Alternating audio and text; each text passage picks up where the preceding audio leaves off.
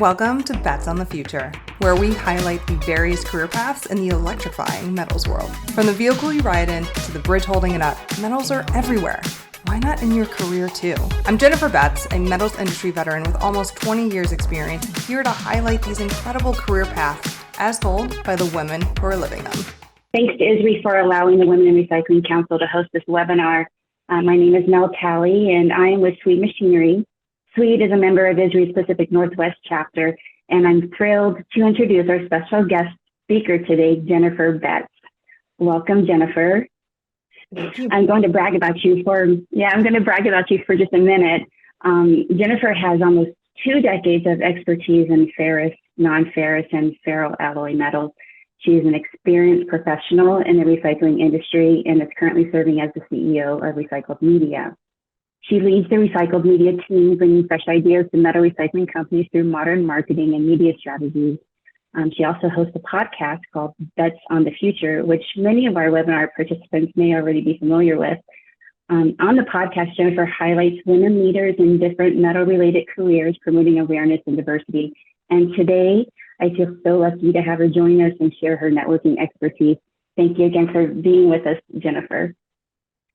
So your podcast, I just read on LinkedIn that your podcast just hit a milestone. Can you share a little bit about that real quick? Yes. So thank you. First of all, thank you, Mel, for the opportunity. I'm very excited about this. The podcast is about to hit 21 episodes. When we first started on that journey, I read somewhere that 90% of all podcasts end after 3 episodes, and that to hit the 1% of all 2 million podcasts that exist out there, you just have to get to 21 episodes. And next month, we're going to hit 21 episodes. And we already have those episodes in the can. We just haven't released them yet. And so I'm like ecstatic that we've gotten there. We're not even at a year into this journey. And I did a post on LinkedIn today, and I actually ran out of tags. I maxed out the amount of tags that I could use on the platform with just the incredible amount of guests that I had on there. And so it really was an incredible moment where it dawned on me that we reached it. We did it in a way. So it was pretty cool to share that with the LinkedIn community this morning. That's exciting. For folks who may not already know about your podcast, can you just quickly share where they can find it and listen to it? Absolutely. So Bets on the Future, you can find it wherever you stream podcasts. You can find it on Spotify, Apple Podcasts. If you're more of a video, we always upload every episode on YouTube. We do promo clips on LinkedIn and on some of the other various social media sites. So you can follow the show. Recycled Media is the company that I head up, and it's the production company that puts out that particular podcast. And so if you follow that company on social media, you can also follow along on some of the other podcasts that we produce as well. Great. And now we want our viewers today to get the most they can out of this webinar. So for everyone who's in the audience, if you have a question or even would like to add to the conversation, we encourage you to put that in the chat, and then we'll circle back to it throughout the webinar. So first of all, I have to ask, when we first came to you and asked if you wanted to participate in a webinar on networking and meaningful relationships, what motivated you to participate? When you came to me, 100%, I was like, put me in, coach. This was absolutely something that was right up my alley. And full disclosure, this was not something I was comfortable with when I first started out in my career. It's something that I've had to work towards in many years. And it really has been something that has catapulted my career, especially in the most recent years, where I've used some new lessons that I've really been able to realize have been really helpful from a personal and professional standpoint that I don't think a lot of people realize can be used. And so it was kind of just that moment of like, okay, I want to share some of those tips and tricks, especially ahead of ISRI 2024. It would have been great if this was scheduled, like a week or two, because you were just in Consumers Night. That's another really big networking event. But with ISRI 2024 and other major networking events coming up, I think this is a really great opportunity to talk about, how to get kind of the most out of networking. And really, networking is not just, a one-time thing. It's something that we really all should be doing year round. Of course, yeah, for sure. Momentum, building that momentum, and keeping those connections going throughout your networking journey, right? Oh, absolutely. The title of the webinar is called Unlock the Power of Networking and Foster Meaningful Relationships. So what does the term meaningful relationship mean to you in a professional context?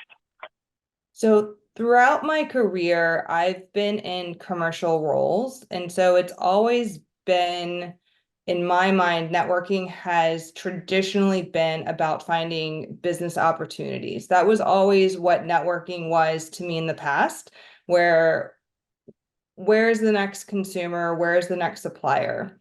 It really hasn't shifted in my mindset until recent years, where that can change to personal relationships like friendships. It hasn't changed to, educational opportunities, to connections, again, until recent years.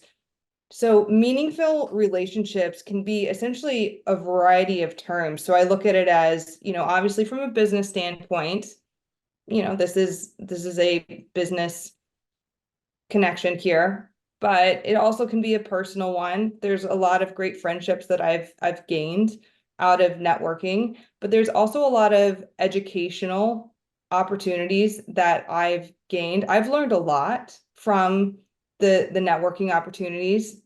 There's a lot that I don't know in this industry, and the connections that I've made, and I've had the ability to be introduced to other experts in this industry, have educated me on things that I wasn't aware of. And so meaningful relationships to me have really been expanded in that sense, because I don't necessarily know what that networking opportunity is going to bring me. And so I don't ever want to limit myself with, oh, I'm not going to do that because I don't know what they might bring me, because that really limits yourself. By networking consistently, you're consistently opening up doors and opportunities that could be personal, business, and just educational. And those are all the ways that I look at meaningful relationships in the networking context. Yeah, I agree wholeheartedly. Even if businesses aren't directly related, forming a bond with someone increases the chance of an opportunity down the road, right? The relationships we nurture today can lead to unexpected opportunities tomorrow. Every connection matters in this industry, I believe. So yeah, it's right on point. I genuinely enjoy connecting with people, whether it's finding a solution or guiding them to someone else who can help them, just making a positive impact on someone's business or operations. That means a lot to me. Absolutely. And you hit it on the head right there, making that introduction. I'm a firm believer in like passing it forward, like paying it forward. You may meet someone that maybe there's not a business opportunity currently, but there's somebody else in your network that you already know that there is an opportunity or an educational or a personal opportunity that way.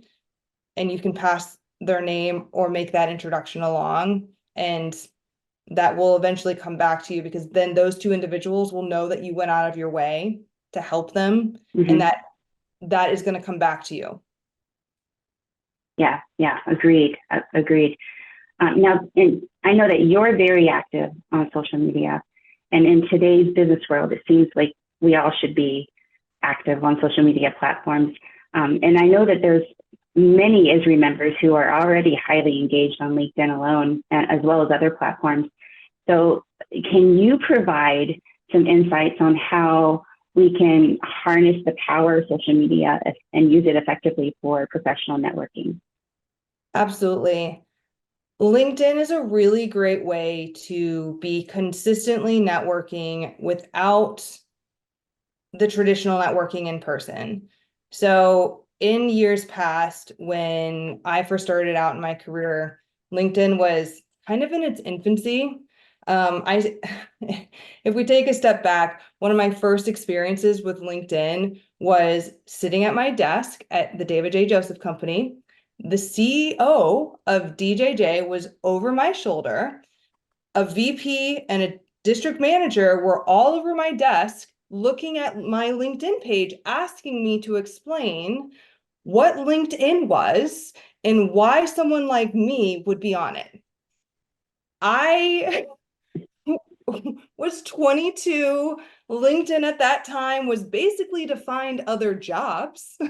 It was Mhm. not the ideal situation. So to see LinkedIn from then to go to what it is now, yes, you can find LinkedIn, opportunities from careers and jobs there, but there are companies today that hire consultants to train employees just on posting about their companies on LinkedIn, because now LinkedIn is basically a business networking site to where you can generate leads, you can generate recruitment, you can generate just overall awareness and brand recognition.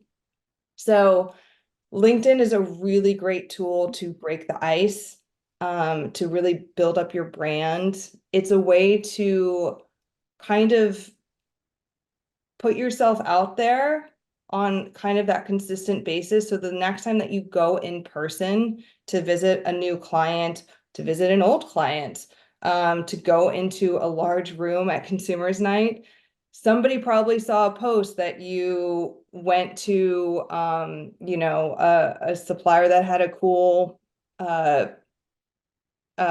piece of scrap metal that you maybe posted about, or maybe that they saw that you went to ISRI Consumers Night recently, or there are things that you can start posting about that relate to your work and your company, so that the next time that you come into contact with somebody else, it's almost like you've already had that conversation, and it makes it a little bit easier. It's almost like they know you, or they've already had that conversation, so you can kind of like skip that like awkward, oh hey, how's it been? What's been going An on? icebreaker. Yes, exactly. Exactly. Okay, okay. So, and just a side note for the folks in the webinar, if you're not already following Jennifer on LinkedIn, I highly recommend that you do so, because you can glean some of her social media practices and start implementing them into your own. And Jennifer, I've been following you for a while now, and you've been an inspiration for me to post more and become more engaged on LinkedIn. So even prior to this webinar, you've been teaching me best practices behind the scenes. So I'd highly recommend you follow Jennifer in that regard. When you're about to go to an event, how would you use LinkedIn to kind of prep for more engagement while you're at the event? Do you have any So recommendations for that? absolutely. So a lot of events these days, like for instance, ISRI 2024, they're going to have hashtags that they are going to recommend that attendees use. So for instance, ISRI 2024 is recommending hashtag ISRI 2024. And I think there are a couple others as well that you might want to check out ISRI's website to use. So when you're posting on LinkedIn, you definitely want to use the hashtag ISRI 2024 when you're talking about, hey, I'm attending, or like I'm booking travel plans. And when you're making those posts, you want to use those hashtags, so that when the next time somebody else that's attending uses that hashtag, you're going to get kind of caught up in that algorithm, so that your posts are going to start showing up in that other person's feed. So that's kind of going to be how your ripple effect starts going into effect online. When you're preparing to go to a conference, you want to start taking a look at who do you want to meet, or who do you want to get in front of. if there's new people that you want to get in front of, if you have the ability to have an attendee list or have an idea of who you know is going to attend there, you can go to people's profiles. You can take a look at their profiles. By going to somebody's profile, yes, some people have settings that it will show them that you didn't take a look at their profile. I don't personally care if somebody sees that I looked at their profile or not. It's a personal choice on whether or not you care about that. But by going to somebody's profile and viewing it, you're now going to start showing up more in their feed if you are posting. So now if you start posting, you're going to start getting in front of that person.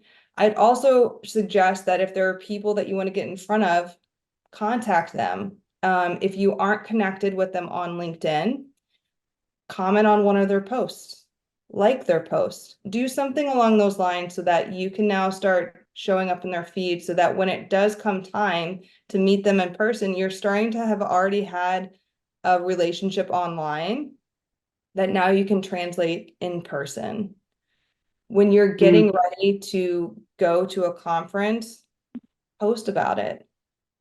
Make the announcement, and don't just do it once, maybe do it a couple times, because you post it once, not everyone is going to be online at the time that you post about it, right? So maybe you need to do it a couple times, maybe 3 times over the course of like 1 or 2 months to get people aware.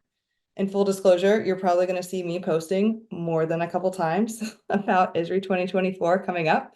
So it's just a way to kind of prepare your network online that you're about to attend an event. Okay, great advice. Now, and to help our participants grasp the importance of networking, shifting just a little bit over into like in-person networking, can you share a specific experience where networking has significantly contributed to your career success? Absolutely. I actually have notes off on the side of the screen, and I wrote down basically like my last 4 jobs basically came from in-person networking. So I used to be the VP of Business Development at Argus for the North American metals market. And I was approached about that job because I established relationships with the Argus reporters there. I would call them and I would give them information in exchange for, hey, did you hear about this rumor? And I would start those relationships, and I would call them and I would text them, and I started that relationship to the point where eventually they reached out to me about an opportunity, and it seemed really like a great job. And so that was something that I didn't really even think of as networking at the time. It was just something that it was part of my job. I liked the people that I was working with there. I liked the reporters. It was a fun working environment before I even worked there. They're just a good group of people. And then that ultimately turned into another opportunity. When I was working at Argus, I went to a steel conference. I went with a reporter to a steel conference, and at that steel conference, during one of the multiple networking events in person, I met a future employer of mine. And at that time, again, just having conversations, discussing current events in the steel and metals markets sparked essentially an interest in me professionally that ultimately started a conversation about employment opportunities. So you never know what's going to happen when you go to these types of events. But when you are your true authentic self and you share the passion for what you love about your job, what you love about your industry, like it's going to show through, and people are going to recognize that, and those types of opportunities are going to start coming your way. That's the in-person realm. Flash forward to the online. This past year, because I've been posting online and sharing a lot of my knowledge and, just passion about our industry, recycled media came my way and Scrap Trader came my way. Recycled media is a partnership I have with Brett Eckert. I used to do business with him at DJJ 10 more than 10 years ago at this point when I was at DJJ.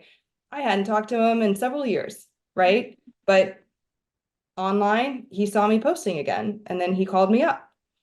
Scrap trader, I was always one step removed from all of my business partners there.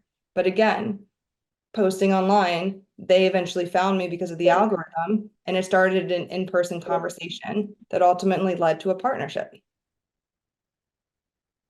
So it's a pretty powerful tool, opens doors that you may not have even known ever existed. Exactly. And I actually do have a tab open because I did want to reference this. I do love LinkedIn, don't get me wrong, but the US Bureau of Labor Statistics does say that 70% of all jobs are found through networking. Wow. So when it's time to find a new job, it's already too late to network. So just keep that in mind. Like, because networking is not something that you can do overnight. It's something that you really need to start, it's like a muscle. You just got to have to start building it up and keep continuously doing. And training it and keep building it and growing. Yes. So I just want to remind all of our webinar participants, if you have any questions or if you have any comments, you can add them to the chat, and we'll be checking that throughout the webinar and circling back into those. So let's dive into Jennifer's networking strategies and experience. How do you approach networking, and what do you find most challenging or rewarding with it? So the most challenging that I've found in recent years is managing it, to be honest. We text, we email, we've got LinkedIn, there's WhatsApp, phone calls, voicemails. It's business cards. You can't see it, but I still have, like, from the last conference, like the string of business cards on my desk, right? What I find that works the best for me in terms of managing the connections is LinkedIn. Honestly, I use LinkedIn as my CRM now. If I meet you for the first time at a conference and you give me your business card, I absolutely am going to email you via my business email. But I'm also going to connect with you on LinkedIn, and I'm also going to send you a message on LinkedIn with very specific things that we talked about.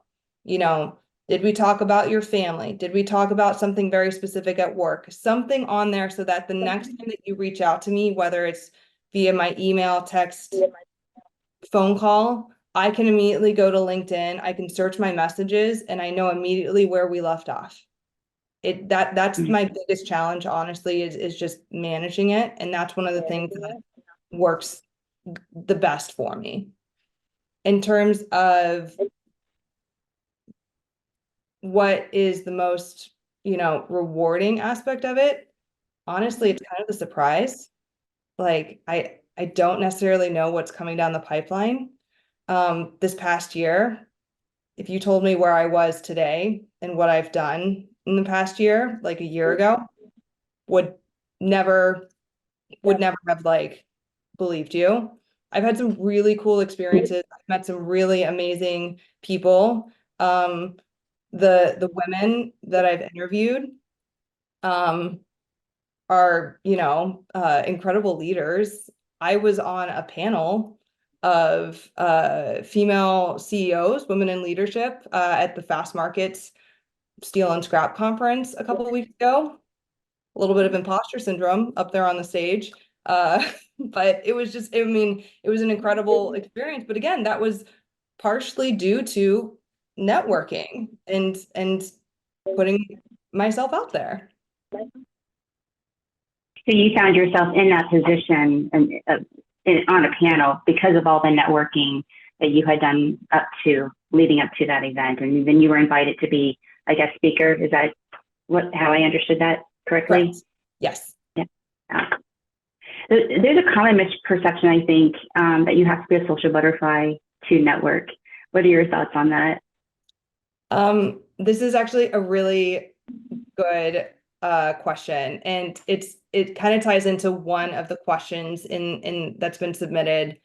This may surprise a lot of people. I'm actually what you would consider an introvert. Um, I get depleted when I go to conferences. I used to not stay at conference hotels for a variety of reasons. And now I only stay at conference hotels because after going into a room of all those people and being on for, for all those conversations and being, like the social butterfly, if you will, right? I have to go back upstairs to my room for like 15, 20 minutes and like nobody talk to me, right? Like I need just a few minutes to Decompress. recharge, maybe check an email or two and just, you know, just have a moment. Um, I remember when I first started off again at DJJ, I was on the non-ferrous side. They had more or less started that business from scratch again. I didn't really have any coworkers in my territory, so I had to just start at 22 going to ISRI regional dinners without having any colleagues. So like I would just have to walk into these meetings, these chapter meetings without knowing really anyone. And I'm 22, 23, like confidence level, not really that great. I'm just happy I have a job out of school. So it was a little challenging in the beginning. Usually I would try to find someone that, my first go-to was always like, I would go to the bar just to grab a drink, just to have something in my hand so that like from a fidgeting standpoint, I had something like not to fidget, whether it was water, soft drink, whatever beverage of choice. It was usually something, and that usually was a good segue because usually there was a line or there was somebody standing next to me at the bar. So that was usually a good segue into, oh, let me look at your name tag. Oh, what do you do at, tell me about your company. Oh, okay. Like, how does that relate into the metals world? People like to talk about their company and they like to talk about what they do. And it's always like a good learning opportunity because then that kind of leads into like, oh, okay, well, this is what I do. I'm just new to this or, how does that relate into what I do? It's a very open conversation and people are way more friendly than what maybe we perceive them to be. And so it's a Sure. way to break that ice. So this actually leads into Mabel at OM Commodities. She's got a great question in the chat. She was asking if you can share what types of content or engagement on LinkedIn that you believe are most beneficial for professionals in the scrap management industry. Sure. So at Recycled Media, when we sit down with our clients, we usually have them go over what their 3 to 5 pillars are. Essentially, what is their 3 to 5 things that make them who they are or what their business is. And it's not necessarily like, we're trustworthy or we're loyal or, like that's kind of a give me it in the industry. It's more of, like for my pillars, for instance, working motherhood is very important to me. I find metals, facts, and news very interesting. You start to go down the path of like, what are the things that make me in a professional sense? So in the scrap world, you want to take a look at what are the 3 to 5 pillars, if you will, that make sense for you in your professional sense. And those become the 3 to 5 topics that you talk about. So for instance, I saw a really great post from Tim Ritterbos. If you don't follow him from Shapiro, you have to. He did a really great post. I forget which type of airplane, but essentially it was a military airplane, like an F-15, I believe today was getting scrapped. And he posted about it, right? And he takes photos of the very unique things that his company will scrap. And so that's one of the pillars that he does. And the way that he frames it is he will take the photo and then he will caption it around sustainability and how this is part of the circular economy. And this is, something that will get recycled. And so he's using a visual sense, takes the photo or the video, and then he relates it back to his company. And so that's kind of what you can start using on LinkedIn, where you can share something that's in your world and relate it back to your business, and also what you're passionate about at the same time. So it's not going to be one for one for every person, and it shouldn't be, because you do want to be unique in that sense, but you also don't want to be one note and only post the same thing all the time. You kind of want to have 3 to 5 things so that you have a few different topics you're consistently posting about. That's interesting. You bring that post up. I don't actually follow him directly, but it did end up in my feed, and it did stand out because it was so unique. And his caption was something like, I don't recall verbatim, but something about you may be cool, but you're not as cool as someone, scrapping an F-15 or something like that. I probably botched that, but yeah, it stood out. I remembered it, and as soon as you said it, I knew exactly what you were talking about. But that goes back to finding your pillar and being unique in that regard with your content. So great answer. Great question, Mabel. Thank you so much. So our friend Laura Davis from Midland Recycling, she put a little note in the chat here. She's wondering, being that our industry is an industry of relationship, have you ever had issues breaking in at a new networking event? She notes that sometimes everyone you are talking to has a 20+ year relationship with the others in a group. So what would be your take on that, your advice? I have absolutely had this issue. One of the best examples that I can give is that it actually relatively recently happened to me. Somebody made the comment of, I've been LinkedIn before LinkedIn was a thing. Essentially referencing that they had been in the industry many years at that point. In that situation, I take it and I pivot it in terms of, all right, you've been in the industry a long time, you've had these established relationships. I look at it as a learning opportunity. Okay, you've been in the industry this long, you've had these relationships this long. Okay, I haven't been in the relationship, in this like industry this long. What's advice that you would give me? Right? I start to pivot the conversation to where, okay, provide advice to me. You have this expertise, you have these established relationships. How do I get there? How do I have these opportunities for myself when I become, in your position one day? And so that's kind of how I pivot it, because you're not always going to change somebody's opinion, right? You're not always going to be able to break into that group. People like certain people, certain friends groups, etc. But people are also very friendly in the sense that they're willing to talk about their experiences.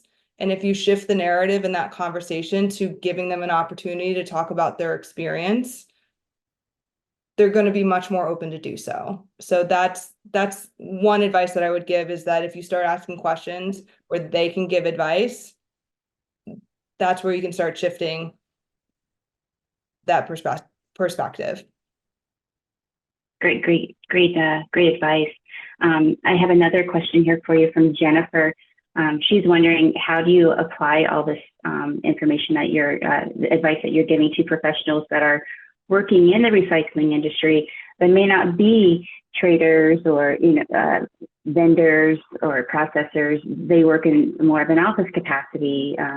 That they're not in sales; they're more like an accountant or administration. How could they apply this networking advice that you're offering? Absolutely. Well, one, find me on LinkedIn, because this is actually one of my pillars about bets on the future. Is I highlight careers in the metals industry, and I don't want it just to be about sales or commercial roles. I want it to be a full spectrum, from raw materials all the way to the end users, and then everything in between. That you can have a passion about finance and accounting, but also be in the metals and recycling world. So that isn't highlighted very often. I would start honestly posting about accounting topics in that world. if there is an accounting news article that pops up, I think it's something that would be very interesting for you to post the link about and put your 2 cents on, and maybe wrap it into how it relates into the scrap or recycled materials world. If there is a recycled materials article that relates to an accounting issue, I would post that. That's kind of like a relatively easy way to, start kind of posting online and getting that consistently on there. And that's where you can start using hashtags like accounting or, recycling, something along those lines. And then honestly, you can still go out into the yard and take photos and, superimpose, like a number over a pile of scrap and say like, this month's, you know, uh, end of the month, or like I zeroed out this pile this month, or I don't know, like I think there's some fun ways that you could play around with it, where you could start taking, the accounting Excel spreadsheet side of things, but also translating into real world of like what you're actually keeping track of and what you're a part of online. That's a great idea, providing a visual alongside the practical of what you're doing inside the office. I love that idea. Now, have you run into any obstacles when you're building and trying to keep your professional connections? Can you share if you have what challenges or obstacles you might have encountered? Yes. The biggest one is the managing of them, just like trying to keep track of them. But then also the next one is trying to constantly thread the needle on where that line is for me personally on what is personal and what is professional. I do want to put myself out there where I do want to talking about like being a working parent. I do think that's very important. That's been something that I used to hide, to be honest. I think it was something that I thought would hinder my career personally, just because of previous experiences. And now I want to talk more about it. But for me personally, that means that I don't want to show my kids' faces, right? So it's that obstacle of like, okay, I'm a working parent. So like, how do I show that, but then also kind of respect, their privacy online and not Mhm. put them out there. It's kind of that's usually that's my biggest obstacle, is really trying to take a look at like my personal 5 pillars and figuring out what is and isn't appropriate to be posting on LinkedIn. And every now and then I get like a little maybe that's not okay, and I don't even if there's even an inkling of nope, that's not okay, I don't even put it on there, which is why it stays on TikTok. And that's why it's over on the other sites. So that's a great point. April has in the chat. She's asking, are there any other social media sites you recommend besides LinkedIn? So you just mentioned TikTok. Yes. How do you use that for work?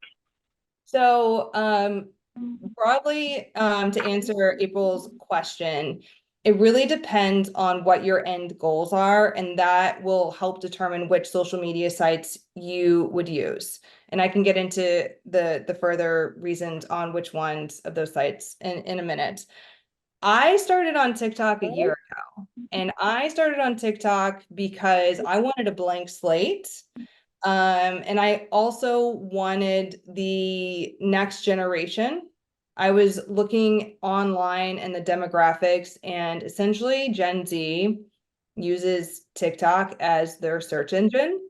And I was getting a little anxious about our industry's future, and I was not seeing really our industry represented accurately online, especially on that platform. And so I used it as a way just to play around. I find it relatively easy to produce videos on that platform. And so if you see a video of mine on LinkedIn, it most likely was created in TikTok I remove the watermark before I post it on LinkedIn, but it's really kind of a fun playground for me. It's a way to be creative, keep up to date on what's happening. I use it as a news source. To be honest, it's a way that I keep tabs on certain companies as well, certain people in the industry that are, kind of, what's happening in their worlds. On some of the other sites, something to keep in mind of one of the main reasons the recycled media podcasts are all on YouTube. YouTube is owned by Google.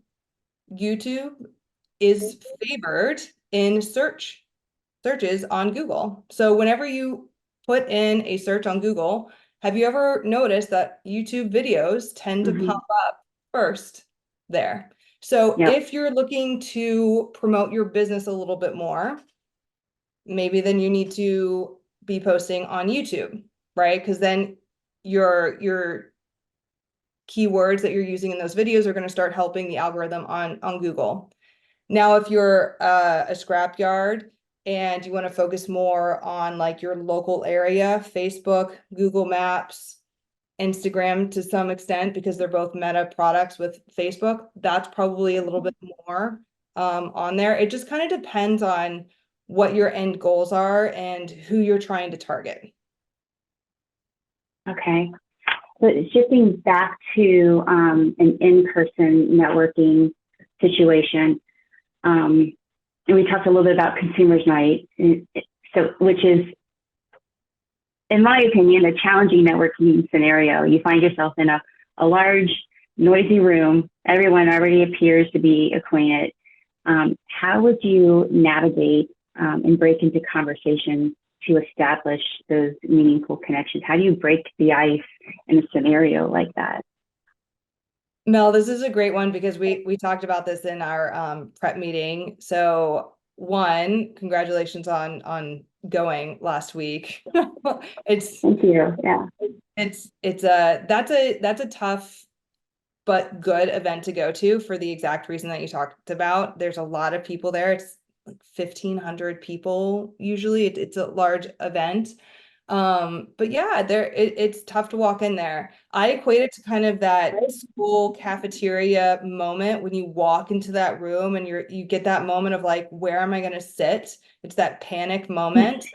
You can do a few things to prepare for that. One, you can do what Mel did ahead of time. She reached out to some friends ahead of time and they were like, find us in the room. We'll sit down. We'll introduce you to people. And Mel found some people and that absolutely happened, right? They found you and started introducing. If you're not fortunate enough to have that, you can do some of the similar tips and tricks where you can go up to the bar. There's usually a line there, so that slows down the process, makes it a little bit easier to meet people. So when you're standing in line, that's when you can look at name tags. That's when you can ask, oh, what company are you with? Oh, where are you out of? Those are the moments where you can start, slowing down, making introductions. You also have to keep in mind when you walk into that room, it may feel like everyone is looking at you, but no one is looking at you. Like it is like I am currently taking a hip hop class with several other mom friends of mine in the neighborhood. And that is what our instructor tells us every time is that the lights are low because nobody is looking at you. Everyone is worried about themselves, making sure that you don't look ridiculous. And so keep that in mind when you go into those situations where even though oh, okay, well, that's an extra moment there. You said hip hop, so exactly. For those that are listening, there was a nice little fireworks moment behind me. But in those moments, like nobody is, it may feel like it's stressful, but it's really internalized. And you will be able to find someone, you will be able to, walk up to someone, look at their badge, ask what they do, break the ice.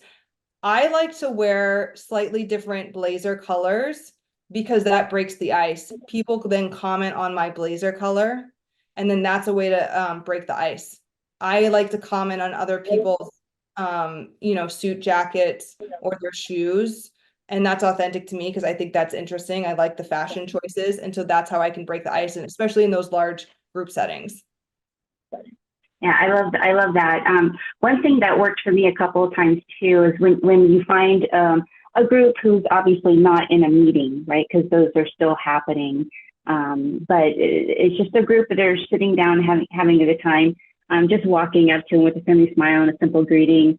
Even saying something like, "Oh, you guys look like a fun group." It often just like sit with us, and you get invited in naturally. Erin in the chat, she is asking to piggyback off my question. How do you stand out at these big events? She says she's gone to several recently, and she comes away with a huge stack of business cards, but trying to make her business cards stand out amongst the thousands others. What advice would you give Erin? The biggest, first of all, hi, Erin. Nice to, virtually see you again. The biggest advice that I would give is actually the follow-up on that. Well done on getting your business card out there and also getting the business cards coming back. It's the follow-up. Follow up with them on LinkedIn. Follow up with them with an email. Follow up with a phone call. I use Calendly, by the way, to establish my meetings. Send them a Calendly request. Say, hey, let's get on the phone call for like 15 minutes afterwards. Like, let's just see if there's anything else that we can follow up on. Doing the follow-up is going to be really key on that one. If there maybe isn't a clear business opportunity, but maybe there's an opportunity for you to introduce them to someone else, just take the initiative and go ahead and make the introduction.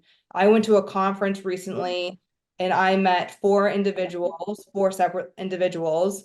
I have somebody in my network that wasn't able to attend, that those four individuals are perfect introductions for. I took those four business cards and I immediately went and I made four separate emails and said, hey, you two should meet. Here you go. Best wishes. Go on. Now that's something, again, I put good karma going forward. Those people are going to remember me in the future. I'm probably going to have my business card stand out in the future just because I took the initiative and did that instead of doing the standard, nice to meet you, hope we can chat. Great advice. So in your opinion, what are some essential tools or skills that you might need for these types of interactions that you're creating at networking events to genuinely nurture professional connections? What tools, skills? You mentioned reaching out with the email, but is there anything else that you find valuable that would be helpful for folks? I'd be authentic. I, in the beginning of my career, tried to, kind of like fit into the mold at my first company. And I think that came across as probably inauthentic, to be frank. I think you should be more true to yourself. And I think that is going to establish a better relationship with your potential whoever in the networking situations. So being a little bit more authentic, and if you like somebody's jacket, if you are truly passionate about aluminum, if you like this particular sports team, bring it up in conversation. Those types of things are going to really lend well into the conversation and make people remember you more in that situation, so that when it's time to then follow up from a business perspective or just a future networking call, it'll be a little bit easier for them to remember what you talked about in that situation. So trying to make a personal connection with a business connection, marrying the two together, yes, would help to make you stand out. Yes, absolutely. I think also being flexible and open to new opportunities too, right? Like adapting, adjusting based on whatever's going on in the moment. I think that would probably be helpful, right? Rather than just like, I'm just going right here and nowhere else. But being open-minded and whatever other opportunities might come up while you're there, right? That would certainly discipline to it too. Mabel has asked another question. She's curious to know if there are any common mistakes or pitfalls to avoid when networking online or in an event. And are there any lessons you've learned along the way that you could share to help others avoid similar missteps? The first one that comes to mind is probably an obvious one, but too much alcohol. That's probably a very obvious one, but one, your best self is not going to come across if you have too much of it. And also, it's not very easy to remember everything that you talked about in that situation too. I have switched to the standpoint, and this is just my own personal opinion. I tend to not drink at networking events anymore because it helps me remember everything that we talked about in that situation. In terms of common mistakes or pitfalls, if I don't take notes that night when I get back to the hotel room, or that moment when I get back to my car to write down what those individual people talked about in that moment, it's so hard for me personally to remember that the next day. Like, I need to take those notes myself as quickly as possible, or else it's hard for me to remember even the next day or like next week. It's just something that I know about myself from a memory standpoint. So that's one of the things that I figured out about myself in terms of, those mistakes that I've made in the past, where somebody's come up to me at a future event and then reference something that we've talked about. And of course, I've completely forgot because I didn't write it down and I didn't put it in my notes. And so therefore, the next time that we had that conversation, I wasn't prepared. And so that would be something that I would recommend, in the future, being prepared for, is, the post networking event. Even like having a pen on you and just writing a note right on the back of the business card, but right when you're done talking to the individual. So you don't even have to have a pad of paper, right? You just make a little note, that's your tickler, and then you can follow up with them the next day. Yes, exactly.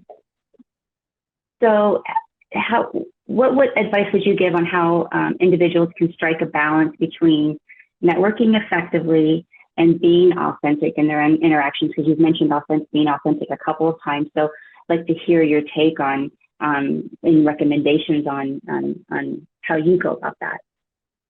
So what I like about posting online with my 3 to 5 pillars is that it helps translate to when I go in person to networking events. With my 3 to 5 pillars, that's my authentic self. When I'm posting articles or videos or photos, any of that content on there is authentic topics that I like to talk about. So that when I go in person, it's already kind of set the stage for me to have those conversations that then turn into business development opportunities, to those personal relationship opportunities, and to also those educational opportunities. There's been situations, for example, with the Tesla Cybertruck is all over TikTok right now, having issues, correct? With the exterior body panels potentially rusting. And so I immediately went to my LinkedIn community and I posted about it. And I've had several people DM me as well as comment on the particular post that I made about it and educate me on why this may or may not have happened. And so that's because of the consistency in terms of networking that's been possible there. So I'd encourage everyone to sit down and really think about like the 3 to 5 things that you would want to consistently talk about that would be authentic, because then that's also going to translate into in-person conversations as well. Mm-hmm. Yeah, those 3 to 5 pillars that you mentioned, that gives people an opportunity to have a conversation with you, right? Like they already know what your interest and what you're about. So that could be even an icebreaker for them, for folks who want to talk to you and who are trying to seek you out. So yeah, it's great advice. A couple of folks in the chat who are in full agreement with you. Making notes is absolutely key. Writing keywords on business cards, because at the end of the night, you're not going to remember any of it. See, we're approaching the end of our webinar here, but I want to make sure I get a couple more questions in for you. What are some unconventional or creative networking strategies that have worked for you? Give us your secret sauce recipe. Oh, the secret sauce. Well, honestly, the most unconventional of late, TikTok. That, I mean, I sometimes laugh and then sometimes cringe about TikTok. Like, I'm very well aware that TikTok has like a 50-50 split of like being on trend, but then also not on trend for our industry. But I have in my bio on LinkedIn, or excuse me, on TikTok, it's my LinkedIn URL. So I have converted people I've found on LinkedIn, or excuse me, on TikTok over to LinkedIn. That has absolutely been an unconventional networking tool for me of late because I mean, I work remote, right? And I did travel really frequently last year. I'm not doing that this year. I'm trying to maybe travel once a quarter this year. It's probably going to be more like twice a quarter. But because I'm remote, I have to use social media to consistently be out there in between phone calls and Zooms. I have found steel mills have found me via TikTok, and it's turned into LinkedIn and then business via TikTok for me. Wow. It completely shocked me when I got those DMs. I mean, I love it. That's what I'm trying to push our industry towards, is to be visual and get online more. But again, if you had told me a year ago I'd be on TikTok talking about the metals industry, probably would not have believed you on that front. So the takeaway is don't be afraid to try new things, right? Just because there's a stigma behind it, doesn't necessarily mean it doesn't work. So you don't know, you never know until you try. Yes. I have one more question for you, Jen. But first I want to remind everybody that at the convention on Tuesday, April 16th, the Women in Recycling Council, they're going to be hosting another session. It's called From Visionaries to Leaders, Breaking Barriers in the Recycled Materials Industry. So be sure to check that out. It'll be a great session for executive managers and those in a leadership position. And then when that session is over, join us for the Women in Recycling Council's networking reception from 5:30 to 6:30. It's going to be at the Border Grill inside the Mandalay Bay. And then you can apply all your networking tips and tricks that you learned today at that networking reception. And you already know Jennifer and I, so come up and say hi. But real quick, Jennifer, what are your expectations for ISRI 2024 convention, and how can our webinar participants leverage the insights that they've learned there today? So when you go into ISRI 2024, your expectations or your goals are going to be different for each individual person. I talked to somebody yesterday that said, I better walk away with a business card that pays for my trip, right? When I was at DJJ, I was expected to have, like a huge stack of business cards when I walked away from the convention. It's going to depend on what your expectations are. For me, I'm laying the groundwork for building a couple different businesses. So for me, I'm looking at it from a networking building long term. So if I can get a few new clients out of ISRI, fantastic. If I can inspire a few more people to post online what we do in this industry, even better. If I can see a few friends that I haven't gotten to see in person, like that would be the best for me. So going into ISRI 2024, think about what your expectations are and then figure out how do you get there. So go ahead, call them, find them on LinkedIn, send them a message, text them, and make sure that you schedule those events, those meetings, so that you can hit those goals ahead of time. Great advice. I love that. I also would like to add, don't be afraid to go to the networking receptions, like with the Women in Recycling. Don't be afraid to go to the after hours parties.